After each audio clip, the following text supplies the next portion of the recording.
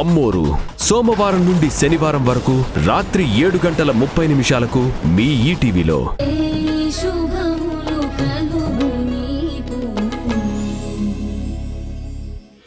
నేను నా ఎక్స్పీరియన్స్లో ఎంతో మంది భయస్థుల్ని చూశాను.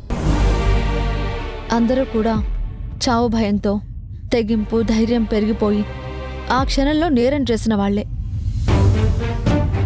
అప్పటి వరకు ఎంతో అమాయకత్వంతో ఉన్న వాళ్లే నేరం చేసిన తర్వాత తెలివి చూపించేవాళ్లే. కానీ అందరూ చివరికి ఎక్కడో ఒక చోట దొరికిపోయిన వాళ్లే. కానీ అలా దొరికాక అప్పటి వరకు వాళ్ళకి సపోర్ట్ చేసిన వాళ్ళంతా చీకొట్టి అసహించుకుంటుంటే పాపం ఆ నేరస్తులు చాలా నరకం అనుభవించేవాళ్ళు. ముఖ్యంగా డిపార్ట్మెంట్లో వాళ్ళ మీద సింపతి చూపించే మా ఇన్స్పెక్టర్ అలెగ్జాండర్ లాంటి వాళ్ళైతే నేరం బయటపడిన తర్వాత వాళ్ళ కోపాన్నంతా ఆ నేరస్తుల మీద చూపించేసేవాళ్ళు. అది భరించడం ఇంకా కష్టం. నేనే నేరం చేయలేదు మేడం. ఓకే,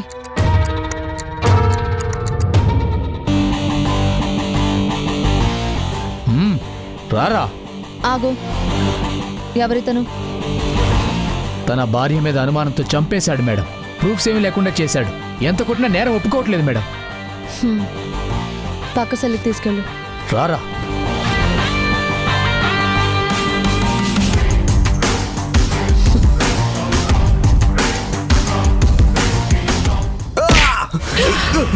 కొట్టదు కొట్టదు, నేనేం తప్పు చేయలేదు. కొట్టదు కొట్టదు, నేనేం తప్పు చేయలేదు. కొట్టదు కొట్టదు కొట్టదు.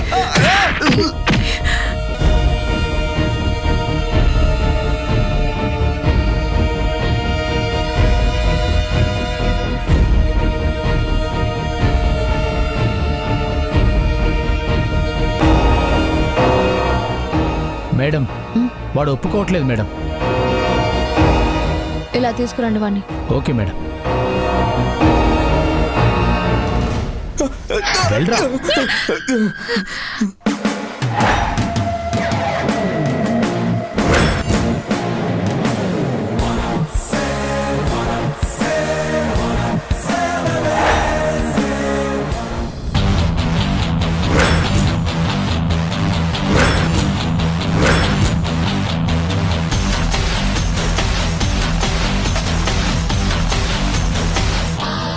లాస్ట్ టైం అడుగుతున్నాను, ఒప్పుకుంటావా లేదా? మేడం లేదు, నేనేం చేయలేదు మేడం. మేడం మేడం లేదు, నేనేం చేయలేదు మేడం. మేడం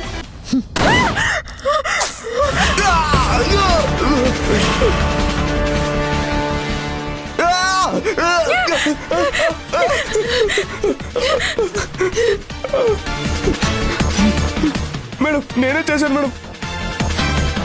మేడం నేనే చేశాను మేడం. నన్ను క్షమించండి మేడం. నన్ను క్షమించండి మేడం. మేడం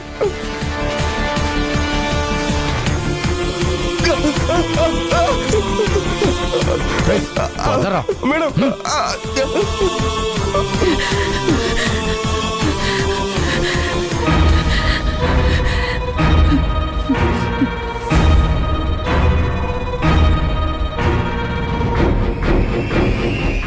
నా పేషెంట్స్కి లాస్ట్ స్టేజ్ అదే సునైనా. ఎవరైనా సరే నేరం ఒప్పుకోకపోతే ఫైనల్గా ఇదే జరుగుతుంది.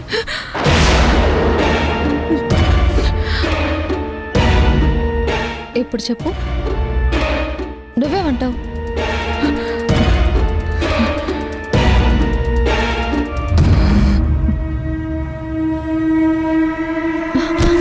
అయ్యో,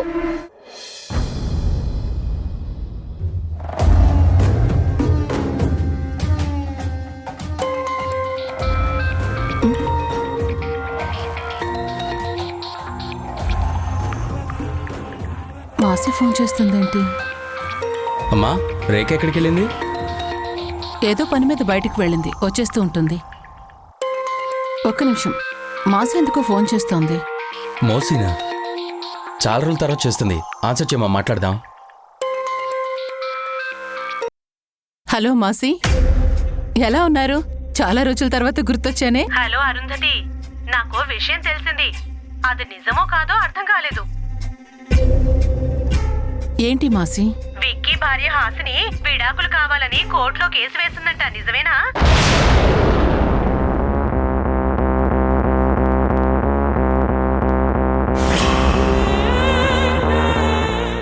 మన ఖాందాన్లో ఇలా ఒక ఆడ మనిషి విడాకులు కావాలని కోర్టుకు వెళ్ళడం ఎప్పుడైనా జరిగిందా?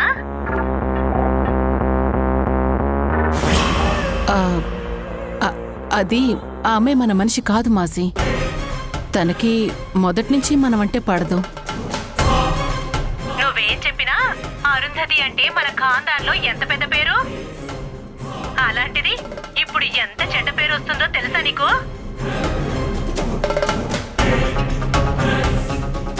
అంటే మాసి కాదరుంధతి, విడాకులు తీసుకుంటే మన ఖాందాన్లో అందరూ ఎలా మాట్లాడుకుంటారో అర్థం అవుతోందా?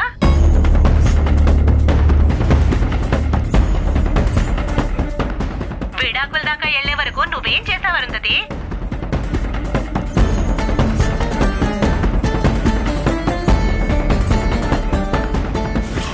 అర్థమైందా?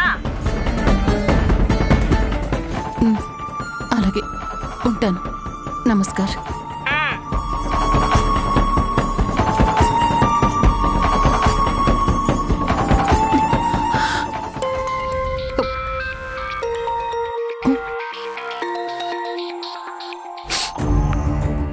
హా భయ్యాజీ. ఏమ్మా, కొడుకు విడాకులు తీసుకుంటున్నాడా?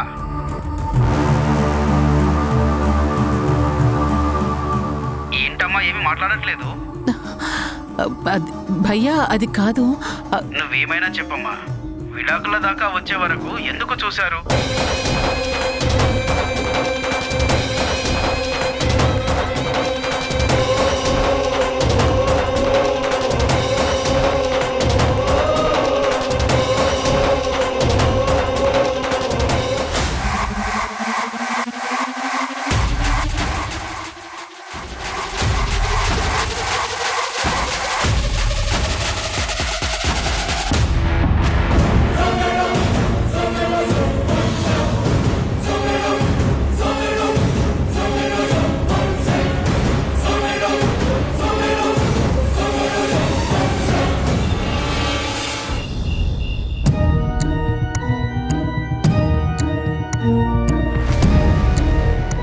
ఏయ్, ఎందుకు ఇంకా భయపడుతున్నావు?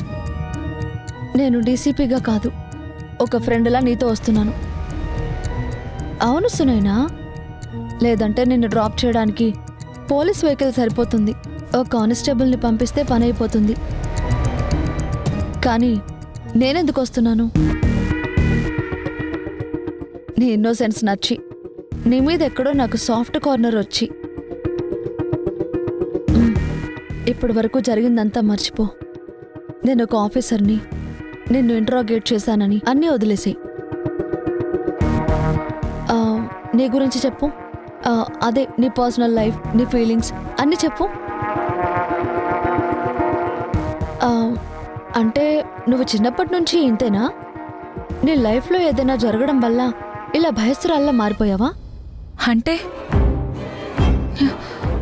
అదే నిన్ను స్కూల్లోనో కాలేజ్లోనో ఓవర్గా టీజింగ్ చేయడం అలాంటివి జరిగి.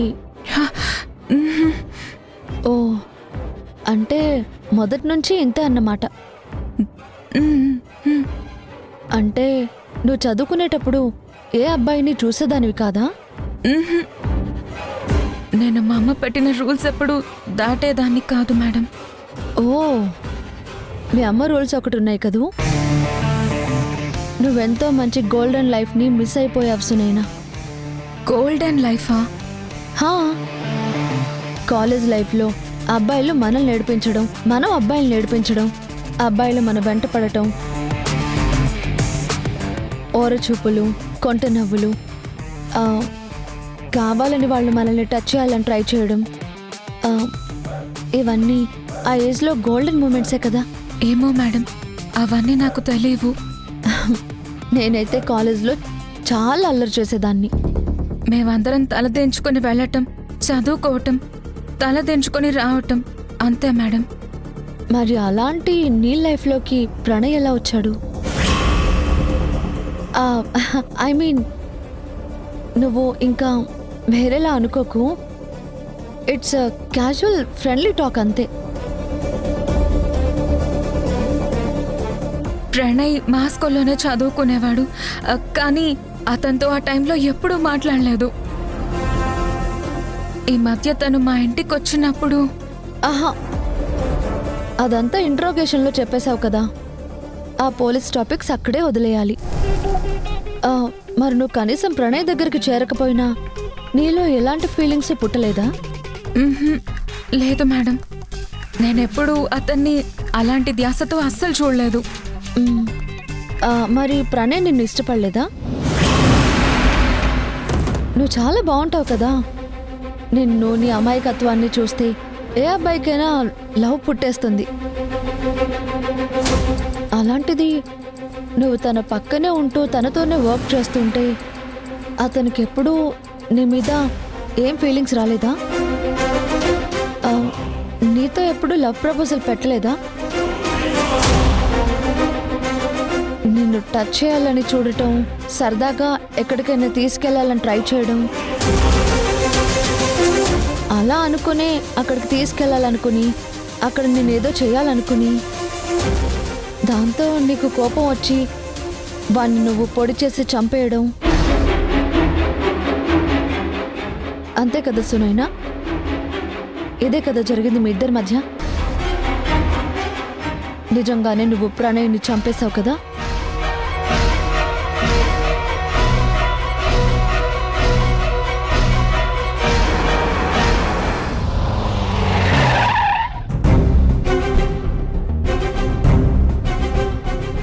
నిజంగానే నువ్వు ప్రణయ్ని చంపేశావు కదా? సునైనా,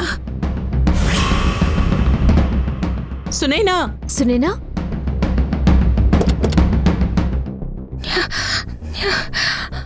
అమ్మా, సునైనా,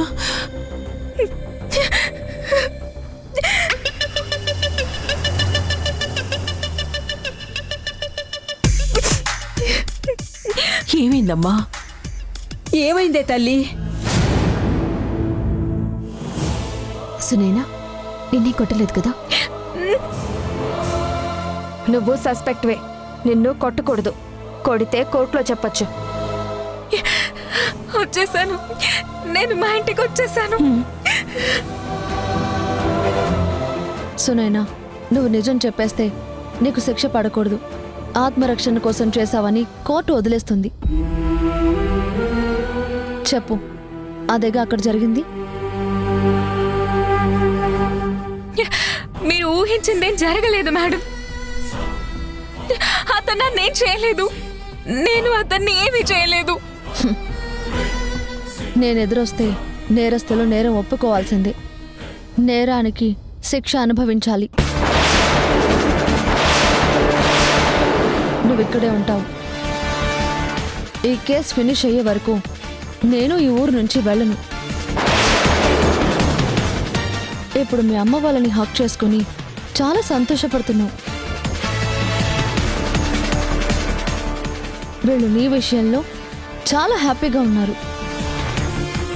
ఈ హ్యాపీనెస్ పర్మనెంట్గా ఉండాలంటే నువ్వు నాకు నిజం చెప్పి తీరాలి.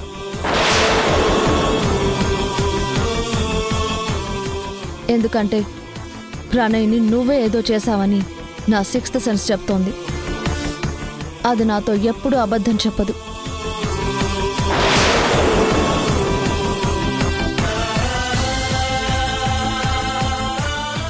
బాయ్.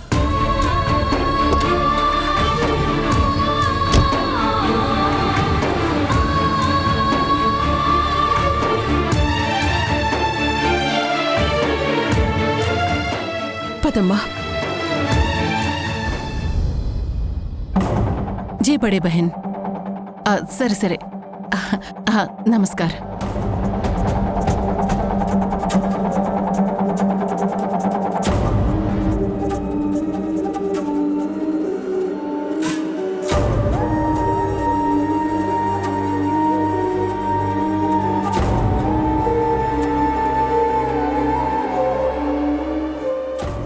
అమ్మా, నన్ను క్షమించమ్మా. చచ్చా, నువ్వెందుకు క్షమాపణ చెప్తున్నావు? ఇదంతా చేసింది ఆ హాసిని.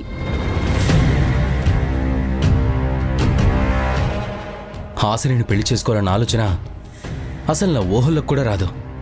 అలాంటిది ఆ దేవుడు ఎందుకు చేశాడో మా పెళ్లి చేసేశాడు.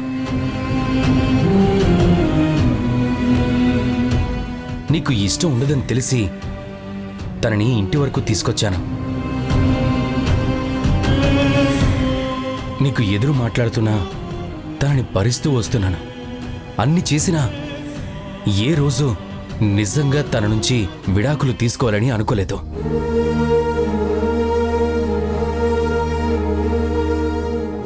మన పరువు పోతుందని, ఒక ఆడపిల్లని బాధ పెట్టినట్టు అవుతుందని ఆగాం.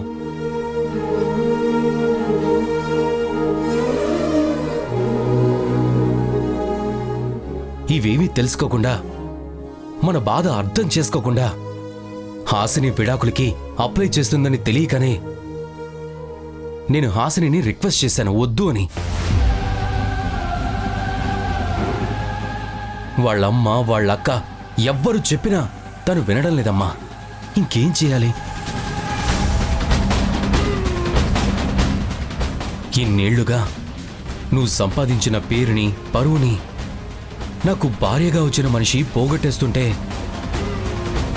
తన భర్తనైనందుకు నేను నీకు క్షమాపణ చెప్పి తీరాలమ్మా.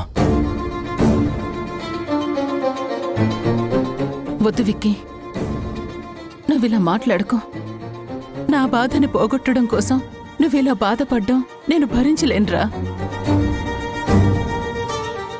ఇన్ని రోజులు నీ మీద ప్రేమతో తనని బాధ పెట్టినట్టు చేశానే కానీ నిజంగా నాకు తన మీద కోపం ఎందుకుంటుందమ్మా? అనుకోకుండా పెళ్ళైపోవడం వల్ల తనని భార్యగా ఒప్పుకోలేకపోయాను.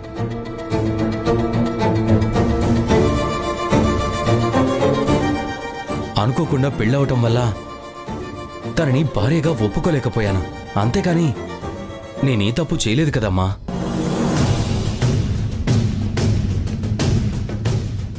చెయ్యని తప్పుకి నీకు ఇంత క్షోభ మిగులుతుందని ఊహించలేదమ్మా.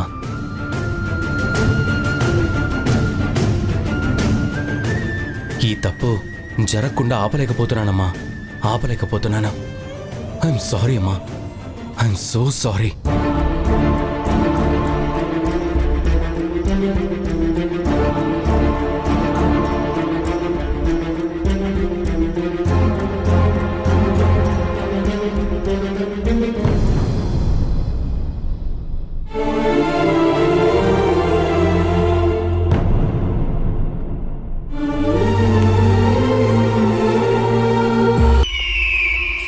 రేయ్, ఎంతసేపు వెయిట్ చేయాలరా? కూర్చో.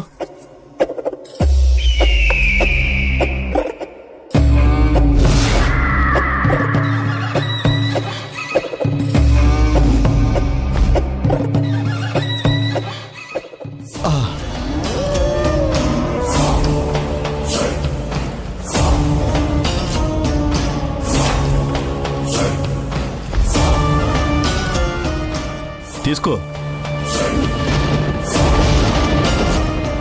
రే, నాకు చాలా టెన్షన్గా ఉందిరా. ముందు తాగరా, తాగు.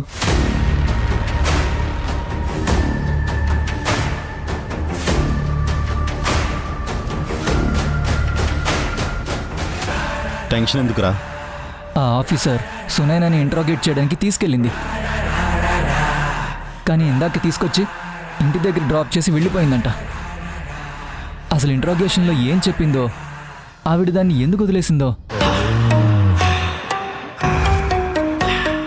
రే, సునైనా ఏదైనా చెప్పుంటే ఫస్ట్ అది చేసిన నేరం గురించి ఒప్పుకోవాలి. అప్పుడు నేను దాని మీద చేసిన అటెంప్ట్ గురించి చెప్పగలుగుతుంది. ఇక్కడ మన క్రైము దాని క్రైము ఒకదానికొకటి ఇంటర్లింక్ అయి ఉన్నాయిరా. ఏమోరా, ఆ కొత్త ఆఫీసర్ టార్చర్ చేస్తే సునైనా మొత్తం చెప్పేయచ్చు కదా. అసలే ఆవిడ టార్చర్ స్టైలు డిఫరెంట్గా ఉందని పోలీస్ స్టేషన్లో కానిస్టేబుల్స్ చెప్తున్నారు. ఒకవేళ అది నిజం చెప్పినా నేను దాని దృష్టిలో చచ్చిపోయానురా. నా బాడీని ఎవరో మాయం చేశారు. శిక్ష దానికే పడుతుంది కాబట్టి నాకే ప్రాబ్లం ఉండదు. అంటే ఎప్పటికీ అజ్ఞాతంలోనే ఉండిపోతావా? రేయ్, ఒకవేళ అది నిజం బయట పెడితే నేను ఇక్కడెందుకుంటానురా? వేరే ఊరు షిఫ్ట్ అయిపోతాను.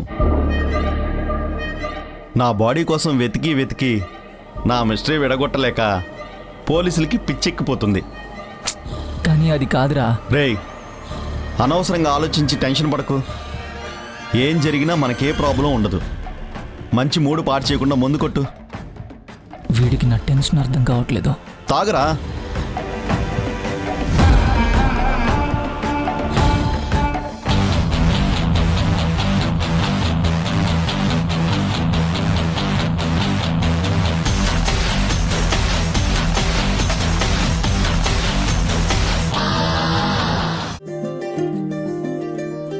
మగువా మగువా లోకానికి తెలుసా నీ విలువా?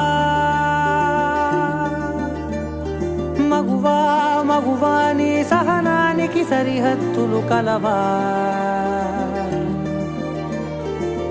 అటు ఇటు అన్నింటా నువ్వే జగమంతా పరుగులు తీస్తావు ఇంట బయట. అలుపని రవ్వంతా అననే అనవంట వెలుగులు పూస్తావు వెళ్ళేదారంతా.